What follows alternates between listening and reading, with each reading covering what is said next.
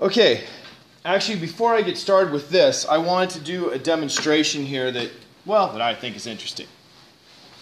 I have this hammer, and I think you might have seen it before. One side, no bouncy. The other side, bouncy. Right, we had the balls out and you saw the difference. Now I'm going to swing this. I'll go through the setup. I will set it up so it just touches this when hanging straight down. Bring it back to this height and let it swing down and hit the block. You saw that one knocked it over. Now I'm going to take this, rotate it around 180 degrees so it's the other side of the hammer that's going to hit it, and repeat the process.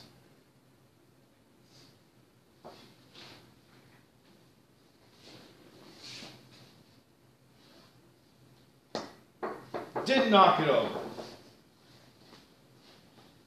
Why did one side knock it over and one side didn't? Okay, has to do with the elastic versus inelastic collision. Now here's the big question. By the way, Andrew, your water bottle.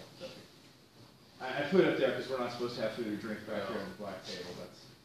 But it's been there like a week now. I must have left it. I was looking at my report. So thank you. Yeah. Now I know. It was from Monday. Oh yeah.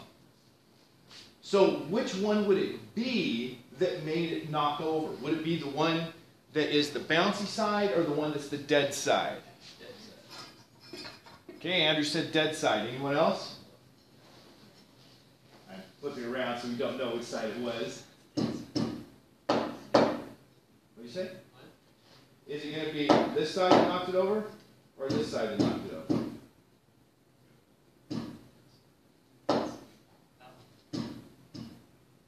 This one or this one? Okay. She agrees with Andrew. Denford thinks it's that side. What do you think, Tyler? I'd probably go bouncy. Okay, so Tyler and Denford say bouncy. I say bouncy. Michaela says bouncy. Back table. I'm going to go bouncy. Okay. You're going to which one? And this is for knocks it over. Yeah, for knocks it over. Only two left, Colby and Daisy. Colby?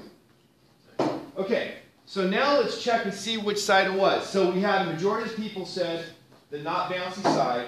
So I'm going to have it hit with the not bouncy side and we'll see which one that was.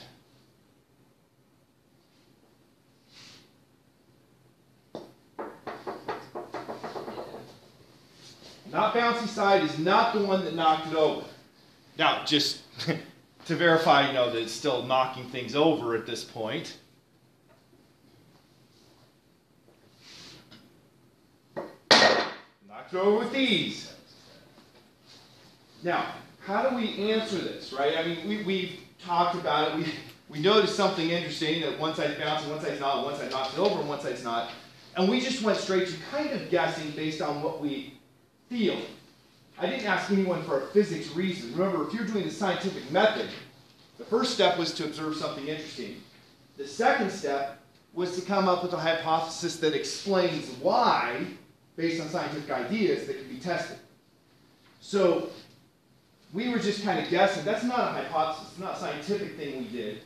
But it was starting the process of thinking why, what would happen, and somewhere in your brain there had to have been a why associated, not just a pure random. You had to think, well, which one makes more sense? Well, here's the actual reason. I have this, and we know that if I have a force applied, I'm going to have an impulse, the force multiplied by the change in time.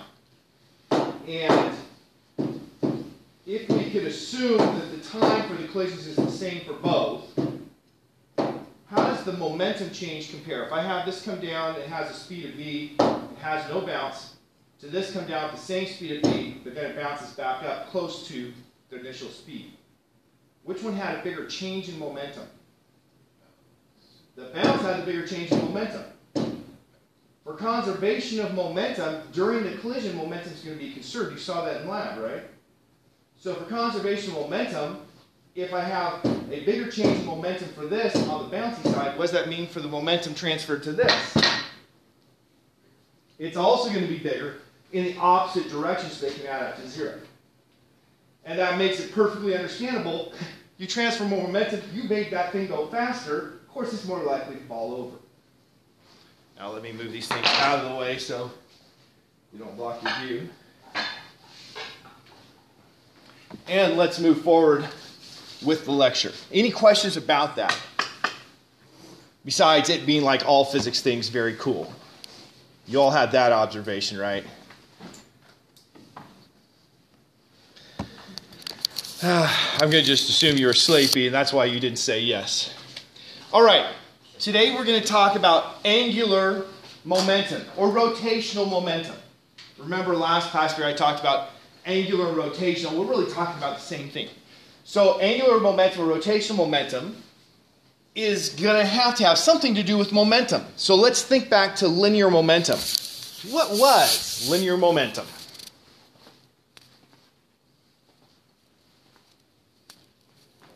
I think today is like the 10th anniversary of when Don Knotts died. In my mind, every time I say, what is? I think of him from, was it The Ghost of Mr. Chicken? the Luther Higgs day. Okay, so what is momentum?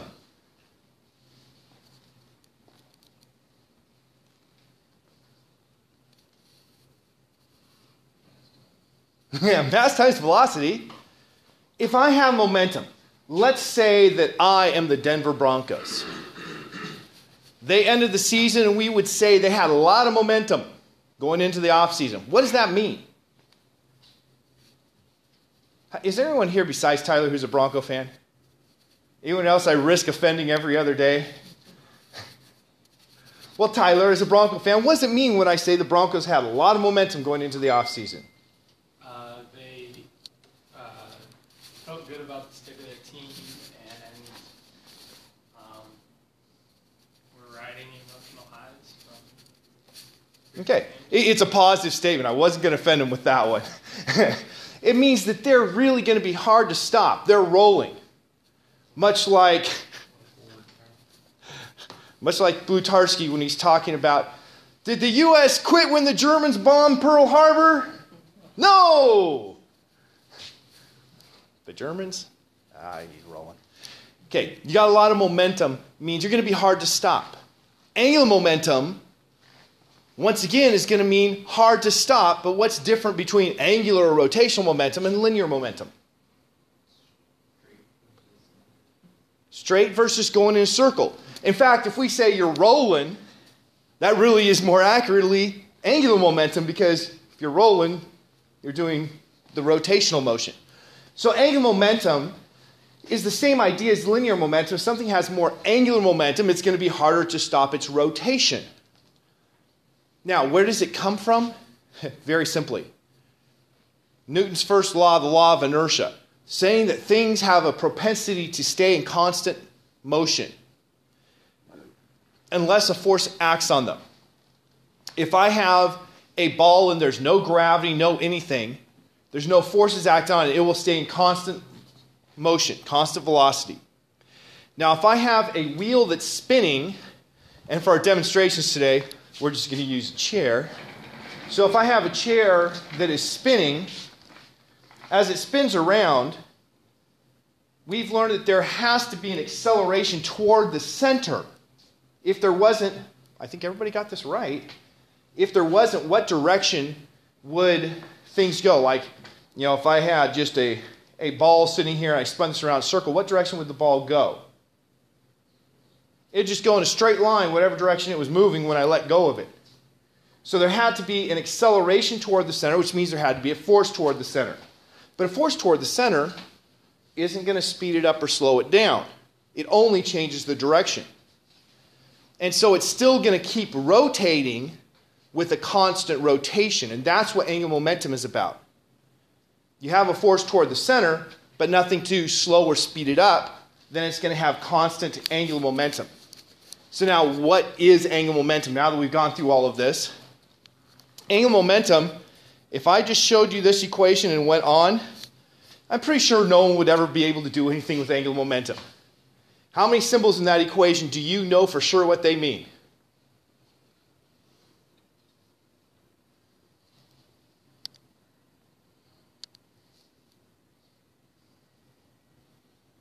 Very positive answers coming from you.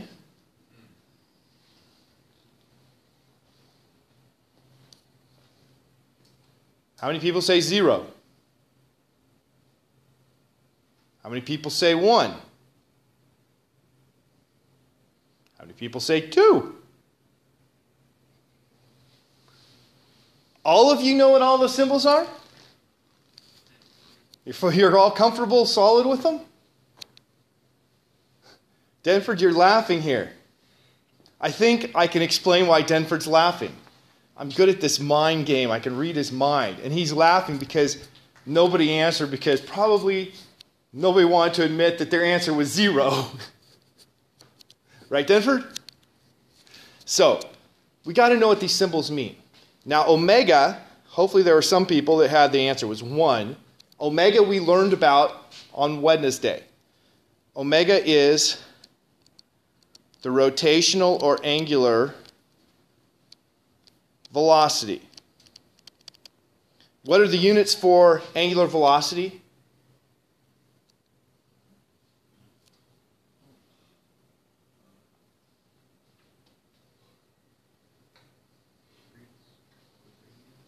Radians per second. Now that would be the SI unit. Remember, radian is actually no unit at all. That's our way of saying we measured the angle with the unitless unit. You could also have degrees per second or cycles per second, but those are conversion factors from the unitless radians per second. Okay, so we have the rotational velocity, how quickly it's rotating. I, we call the moment of inertia, or the rotational inertia. Inertia was that propensity for things to stay moving. Well, we had a unit for inertia. Do you remember what the unit for inertia was?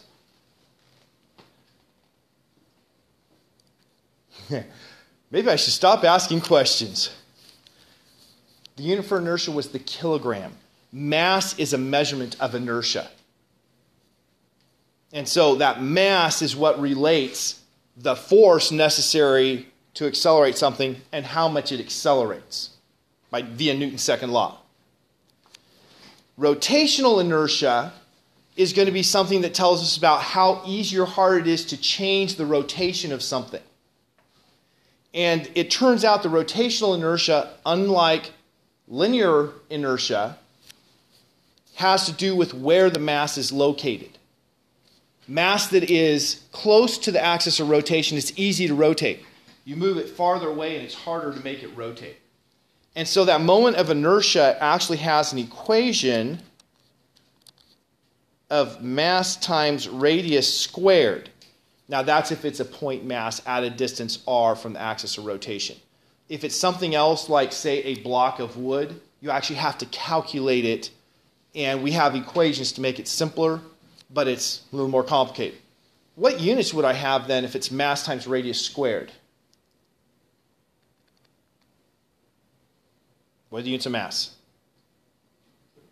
Kilograms. What are the units of radius?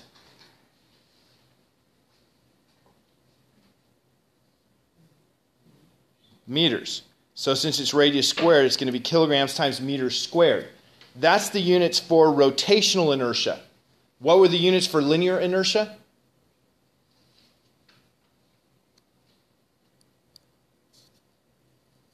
I said it. I said it like 2 minutes ago. kilograms. Remember, mass is a measurement of the inertia. It's what tells you the relationship between the force you have to apply and the acceleration you're going to get.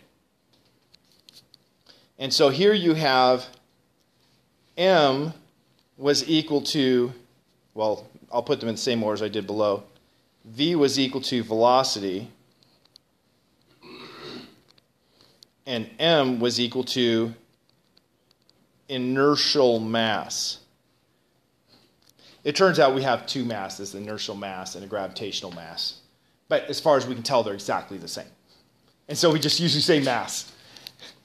And so you can see that those are the same ideas: velocity, velocity, inertia, inertia.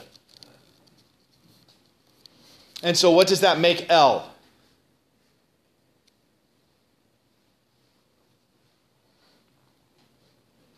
It's going to have to be the angular momentum is L. P was the linear momentum, L is the angular momentum. And once again, I really don't have a good reason why we use the letter L for it. It's just one of those things. So angular momentum is the rotational or angular moment of inertia, and multiply that by the angular velocity. So that's our introduction to what angular momentum is. Here is an example of how we get direction for this, because it's a vector. Just like linear momentum is a vector, if I'm traveling this way, I have velocity this direction, and thus a momentum this direction. With angular things, we use our right hands to define direction. So I could, setting that down so I don't break it, I could sit and spin. I sit here and I rotate like this. And if I ask you what direction I am rotating, anyone who hasn't taken physics is going to say something like, well, you're constantly changing direction. Right? Because, for instance, I got my stylus here. The direction of my stylus is going is constantly changing direction, right? Its velocity is constantly changing direction. But for rotation, we want to define a direction for that rotation.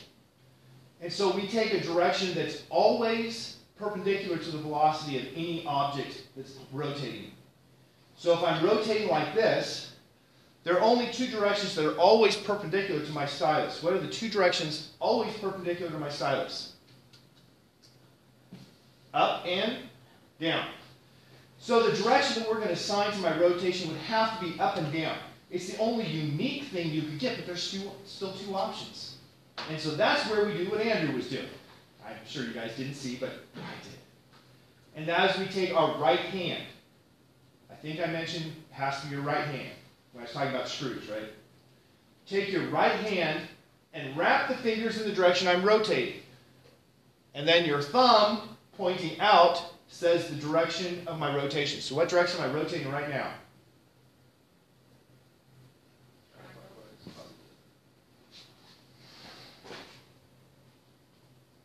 What direction is my thumb pointing? Up. So I'm rotating up. Now if you look down on me from above, then you could say, ah yes, that is a counterclockwise direction. And so counterclockwise means it's going out toward you. Clockwise means going in.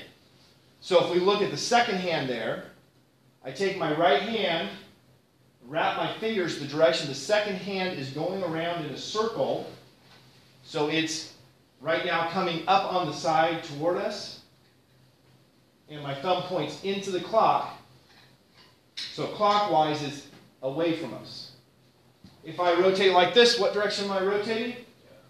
Down. Excellent.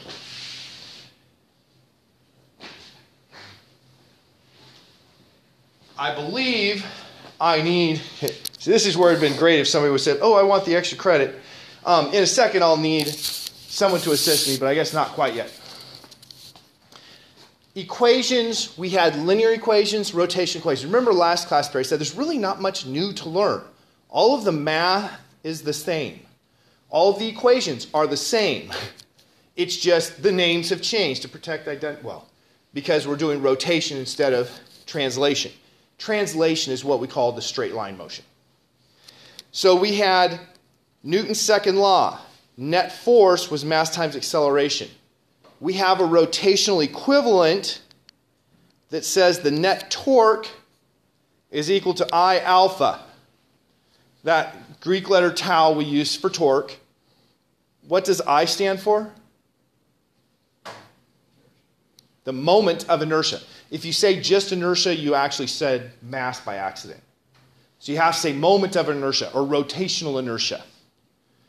Okay, so I is the rotational inertia, the rotational equivalent to mass. And what is alpha? Not velocity. Alpha, like A. Acceleration. It's the angular acceleration. That's one that makes sense, actually, right? Unlike omega and theta, the alpha makes sense. So the net torque is the moment of inertia times the angular acceleration. So we learned last class period all about torques. The bigger the torque I apply, the bigger I can make something, or the faster I can make something speed up its rotation. So if you think about an automobile, we want to make those drive tires go from 0 to spinning really quickly in a short amount of time. Going from 0 to spinning really quickly in a short amount of time, which of our kinematic variables, that would be the angle, the angular velocity, or the angular acceleration, are we talking about if we're saying go from stationary to spinning really quickly in a short amount of time? Angular acceleration. So with our car, we want to have a high angular acceleration for those tires. And so if I want to have a high angular acceleration, what do I need from my engine? Lots of torque. So that's why my dad and my Uncle Jack were talking about the torque in an engine. Because for a car to go from 0 to 60 in a really short amount of time, you have to produce a lot of torque. Now, when you're talking cars, which, by the way, my son does incessantly, it's his passion, and so I've learned a lot about cars from him, sad. You talk about the torque, and you also talk about the power. Well, we've talked about power. What is the power? The rate that you can do work.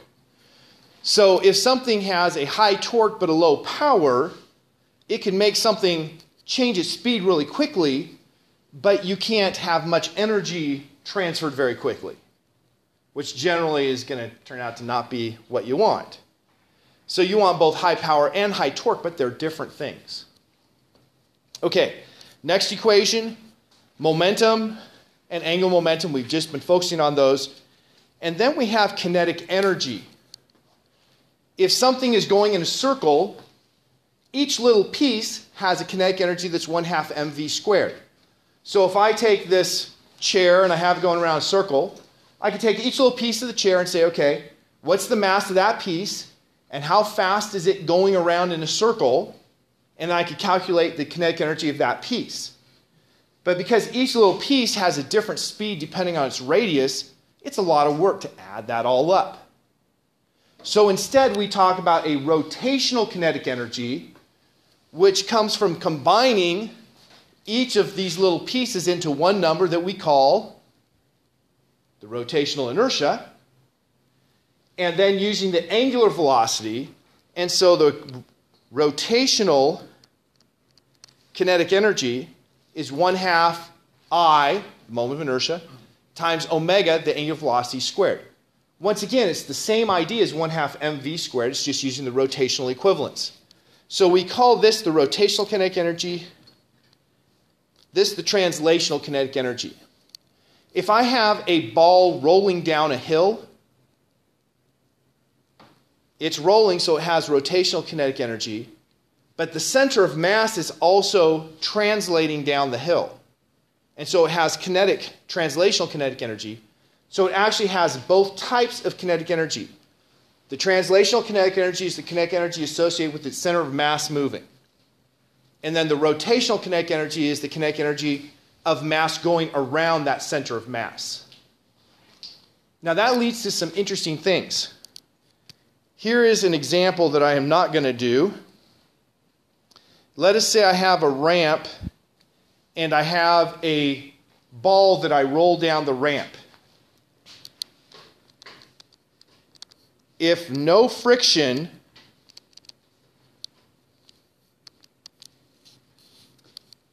is it going to start spinning? No. Why not? Okay, no force to supply the torque necessary for spinning. We had that rule that the torque net is equal to I alpha. But torque was R perpendicular times the force. And if I look at the forces that are acting on this, I'm going to have, of course, the force of gravity like this, and the force normal like that, and those are both pointing right to the center.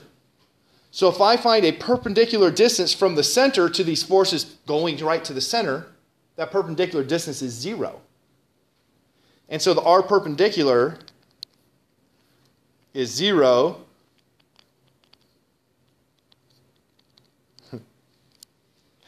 And so my torque is just 0. Hence, it's not going to start rotating. So the only kind of energy I'm going to have is kinetic energy translational. Now, at the top, what kind of energy does it have? If I start it from rest, what kind of energy does it have? Potential. Energy associated with position. And potential energy has the equation mgh for gravitational potential energy, where h is the height it started at. So I start with the potential energy of mgh, a kinetic energy of 0 because it starts with 0 speed. I end with a kinetic energy translational final of 1/2 mv final squared. And what's my potential energy final? 0, because I set my reference point to be the bottom. Remember, you get to choose the reference point, and by virtue of me saying this height is h and that was mgh, that set my reference point as 0 at the bottom. Well, once I know my energies, I just use change in energy equals change in kinetic energy plus change in potential energy equals 0. That is, mechanical energy is not going to change unless you have friction or something like that. And so that's going to be kinetic energy final minus kinetic energy initial plus potential energy final minus potential energy initial equals 0. Kinetic energy initial was 0.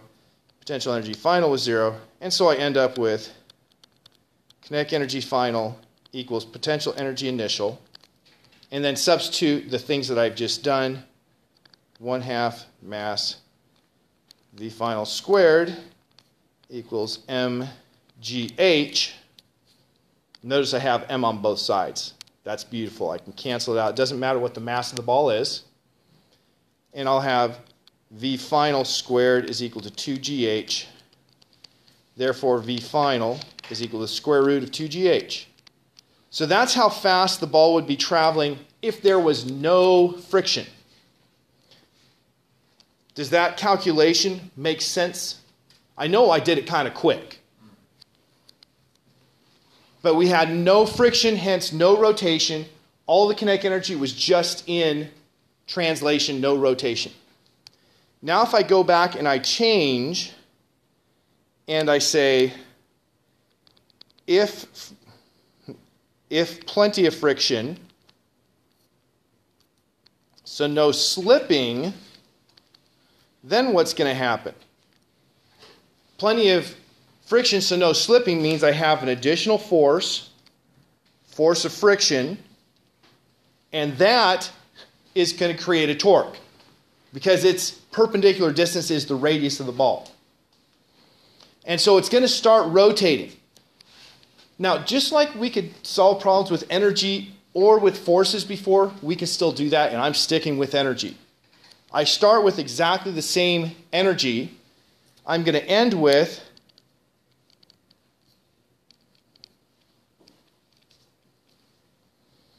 two kinetic energy terms, one for translation and one for rotation. Now, if it's a ball, omega is always v over the radius. And for a ball, I is equal to 2/5 mass times the radius squared. So if I put those together, 1/2 I omega squared is 1/2 2/5 mass times radius squared times v over radius quantity squared. Radius squared and that radius squared cancel. Notice I said that radius squared because it's v squared over r squared when you apply the square. And this 2 cancel, and that's equal to 1/5 mass times velocity squared. So if it rotates and has friction involved, the kinetic energy turns out to become 1/2 plus 1/5. Common denominator is going to have to be 10. So that's 5/10 plus 2/10. What's 5/10 plus 2/10?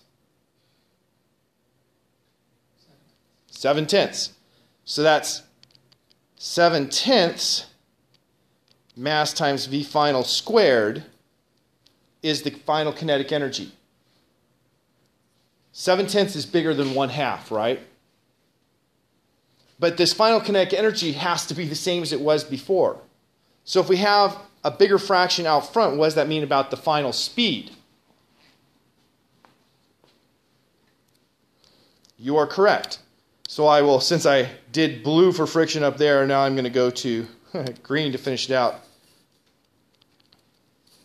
With friction, I end up with 7/10 v final squared is equal to GH. Therefore, v final is the square root of 10 over 7 GH. So it doesn't go as fast. A ball with friction gets to the bottom at a longer time, goes slower than if it didn't have friction. Why? Because some energy had to go into the rotational energy. There's another way you can think about it. If we look at the net forces, the net force down the slope is now smaller because there was a force of friction pushing up the slope. And so Newton's second law also would have told me it's going to go slower at the bottom because the net force down the slope is smaller.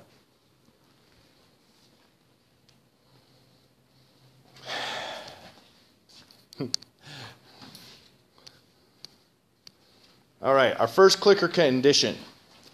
Under what condition do you think momentum is conserved? And you can answer now.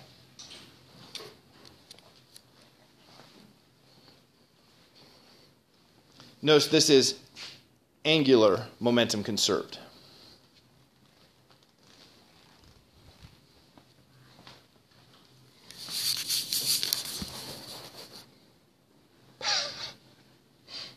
I have the wrong class selected. Surprisingly, none of you are in Physics 152.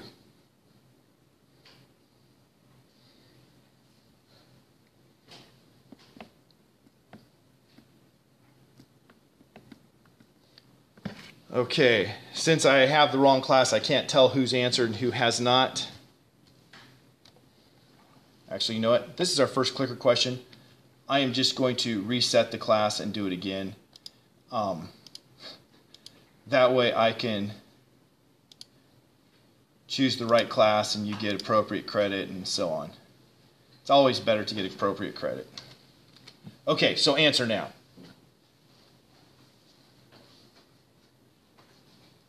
Much better.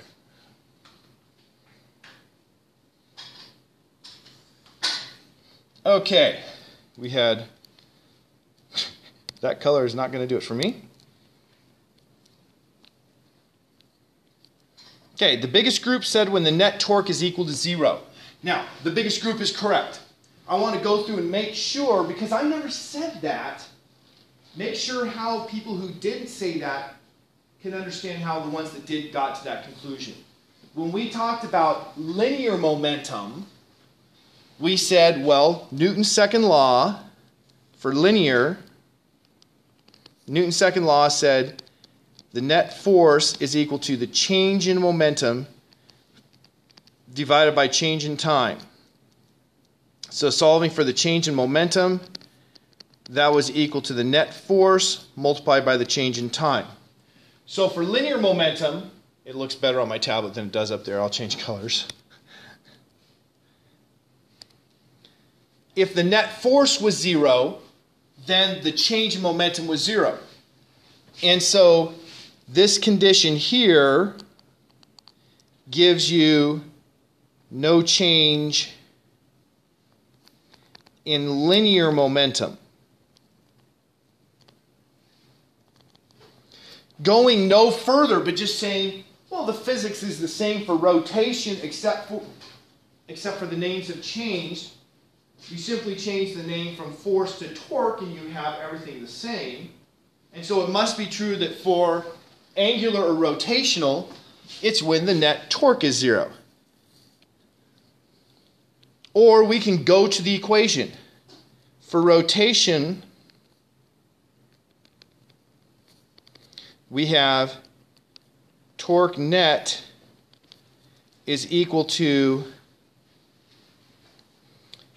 change in angular momentum over change in time. That equation was on the preceding page, but I didn't pay it any never mind, as we say. I just ignored it. Now we have to think about that. Yes, Newton's second law, I did point out the net torque was I alpha, but I alpha is the same as change in angular momentum over change in time. So I can solve that for change in angular momentum is equal to the net torque multiplied by the change in time. And then we see, yes, if the net torque is 0, then the change in angular momentum is 0. Doesn't mean it's not rotating. What does it mean? That the rotational rate is constant. There's no change in that rotation.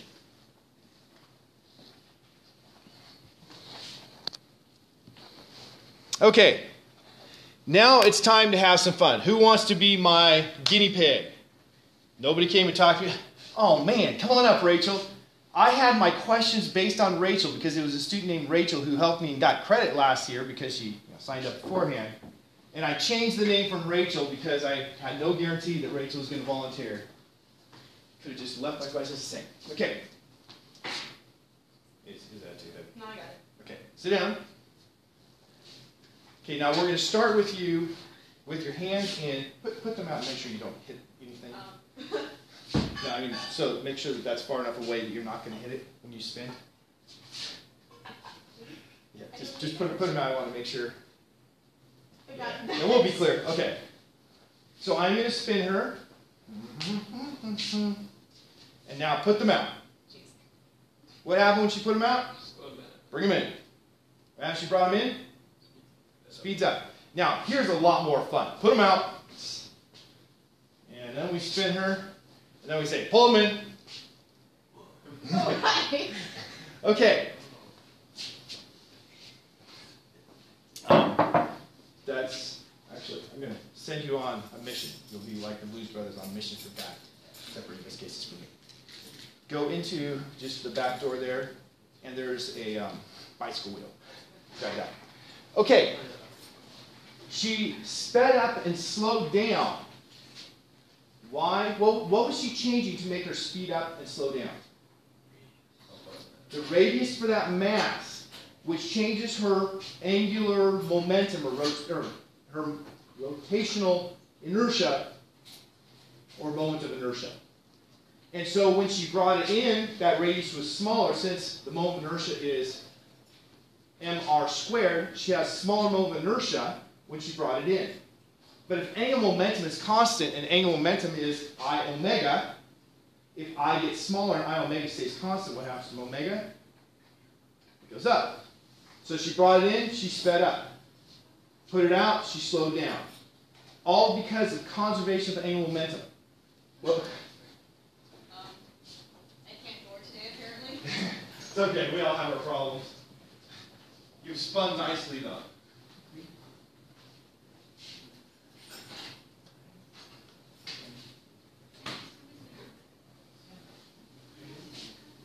Yes. Okay. What condition was necessary for angular momentum to be conserved? Goes back to our clicker question we just had. We had to have a net torque of 0. Now, torque is a vector, and she was rotating. What direction was her rotation? I'm going to have, go ahead and sit down. Stay up here. What direction is her rotation if she spins in a circle? What direction is her rotation right now? It's up. Up because of the right-hand rule. Right? Up and down were the two possibilities, but using the right-hand rule, we get up. So that means if the net torque in the vertical direction is 0, she'll stay at constant rotation. A force makes a torque perpendicular to it. So only forces in the horizontal plane can create a vertical torque. Well, this thing freely rotates, so there is no torque around the vertical direction, or in the vertical direction. Hence, angular momentum is conserved in the vertical direction. Not so for horizontal. If she leans toward me, she doesn't, have problems there because she has upward forces that will supply counter torques to keep her from rolling over. Okay, now I'm going to have her hold this. And I'm going to spin it. So it's spinning this direction. What direction is the angular momentum of this wheel?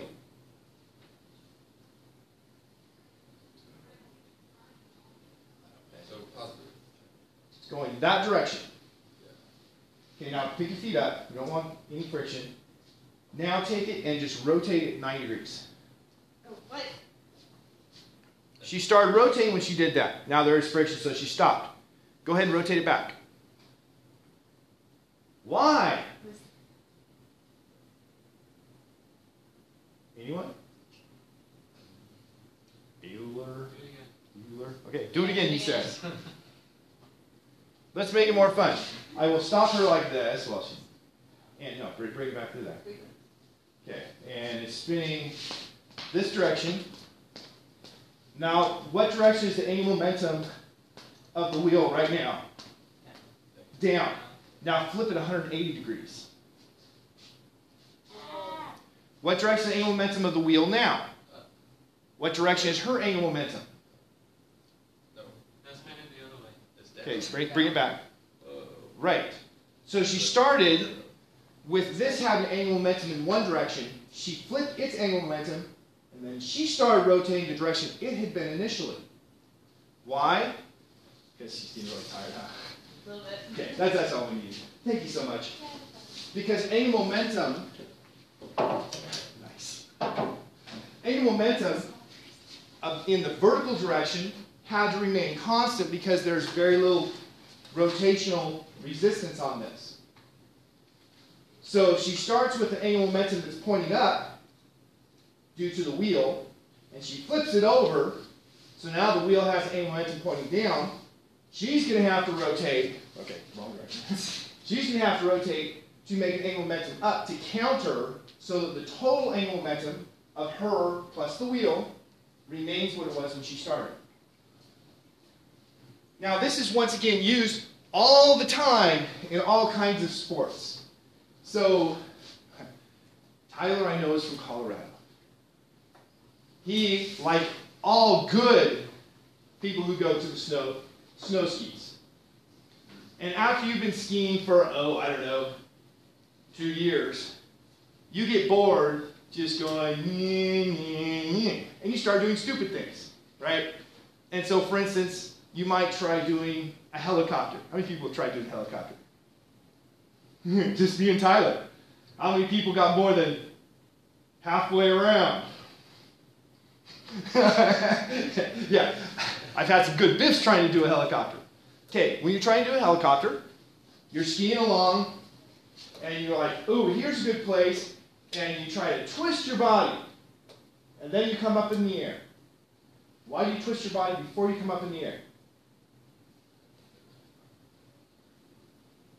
What forces are acting on you once you're in the air? Nothing. Well, Gravity. just gravity that's down, assuming no air resistance. Is gravity going to make you able to change your rotation? No. So you want to twist yourself while you're still touching the snow so you have something that you can use, a force to give you that twisting motion. Once you're in the air, your angular momentum is going to stay the same. And so you'll keep the same angular momentum. Now, when you start, you should have had your hands out like this. Because your hands out like this means you have the mass rotating at a bigger distance, a bigger angular momentum. Once you're in the air, you should bring them in. Because it'll make you spin faster. Of course, my problem is I still have these 203s hanging off my feet. Really long skis. And so if they're long, that means they themselves have a pretty large moment of inertia. And those skis are pretty heavy. And so I come up and I can't really do much to speed myself up because my skis are so heavy. Now, if I was good, I would have done something like, bring them up, do a little back scratch, you'll spin faster. I wasn't that good, right? And so, yeah, I just biffed it every time. So, ski jumping. When you watch people doing the ski jumping in the Winter Olympics, they're using all kinds of physics. And you see them beforehand, and you'll see them practicing. You're like, what in the world are they doing? All of those are the motions they're going to make to change their body's moment of inertia during their jump so that they make the right moves they want during the jump. And at the right rates. Oh my goodness. I only have like 14 slides and I'm halfway through? Okay, I have 15 slides and I'm halfway through. Okay, why does, and this is where I changed it from Rachel to a student's, rotation speed up when she pulled her hands in? I left all the rest of them female because too much work.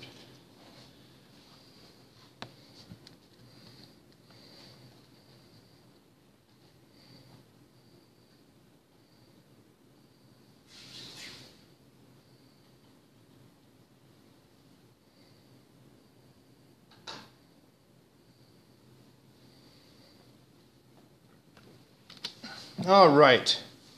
We had 0, 1, 2, 6, 0, 0. The 6 are not correct. Speed up, hands in. Angular momentum is equal to I omega, not squared, and I, for point, obviously a human body is not point, right? It's mass spread out.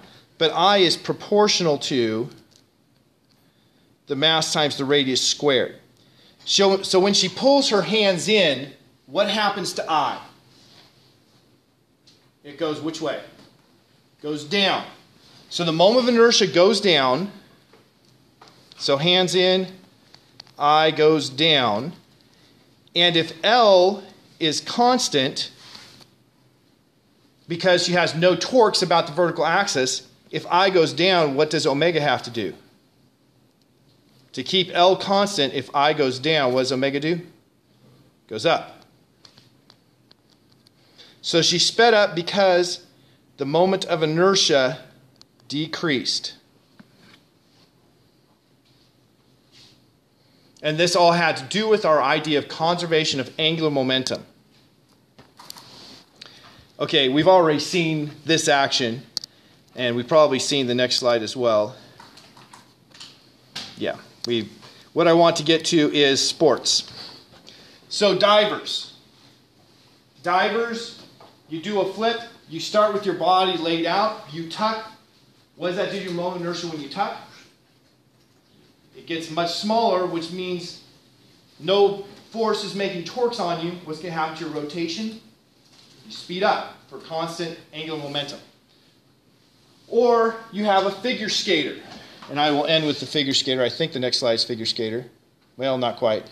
The next one has to do with Kepler's law, so I will just do figure skater because apparently I don't have a slide on the figure skater.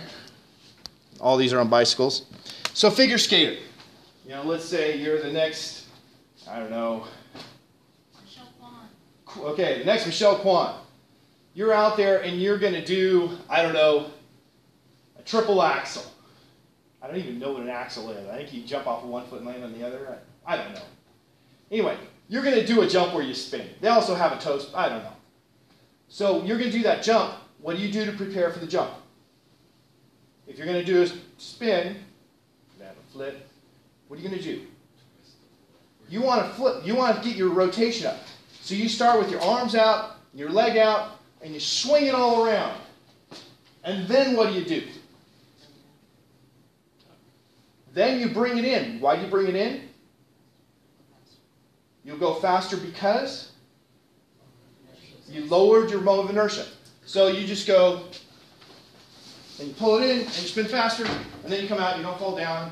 I don't know how those guys don't fall down, but that's, All right, have a great weekend. We'll see you next week for the last week before spring break.